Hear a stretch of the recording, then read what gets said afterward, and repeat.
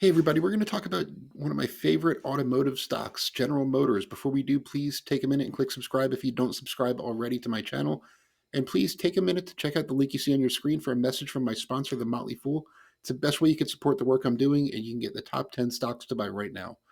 So, GM just reported earnings, and it looks really good. They beat expectations on both revenue and earnings. Revenue grew by 25% year over year, mainly due to the normalization of supply chains and things like that. And the company raised its guidance in pretty much any way it could. Free cash flow guidance was raised by about $1.5 billion at the midpoint. Net income guidance was raised by over $1 billion, or almost $1 billion as well. And it lowered its guidance for capital expenditures, which is a good thing.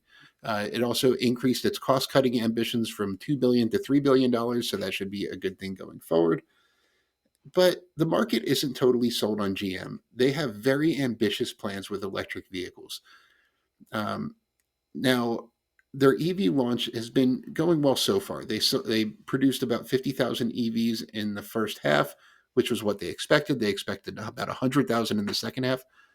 There are some big product launches set to happen in the second half of this year.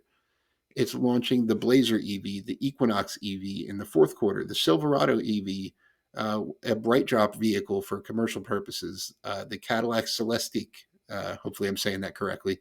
They're revealing their EV Escalade on August 9th. So there's a lot of big EV rollout plans coming soon. They've targeted a capacity of 1 million electric vehicle units in North America by 2025. That's a big ramp up. The market's not sold that they'll be able to do that. GM itself said they're having some supplier constraints and things like that. Beyond that, GM is seeing above expectations for demand and pricing power. Margins have been great, but they could get even better from here. There's a big labor negotiation set to happen. Their current labor contracts with the United Auto Workers and in Canada are both set to expire in September. They're in the process of renegotiating those, so that's an uncertainty at this point. But there's a lot to look forward to here. I mentioned all those EV rollouts. So far, they've been on target, and hopefully they'll continue to be. I think they will. They recently announced a charging collaboration with Tesla that gives GM electric vehicle drivers access to Tesla superchargers by early 2024. The Cruise automated vehicle department is doing really, really well. They've already logged 3 million driverless miles. They're now completing 10,000 rides per week. And the early evidence is great. 54% fewer collisions versus human drivers in similar conditions. And they're working on getting costs down to make that an economically sustainable business model that can continue to scale. That alone could be a big, big driver of growth in this company. GM's long term goals sound very ambitious. Their goal is to roughly double their revenue by 2030.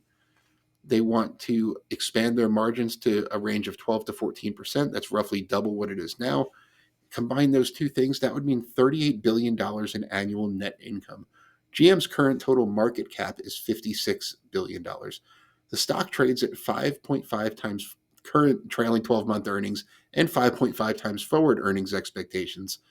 But if it can meet its lofty goals, this could it could be an even cheaper stock from a long-term perspective.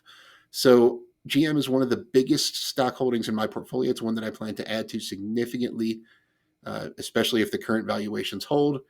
And I'd love to hear what you think about it. Please leave me comments. I'll do my best to address each one of them individually.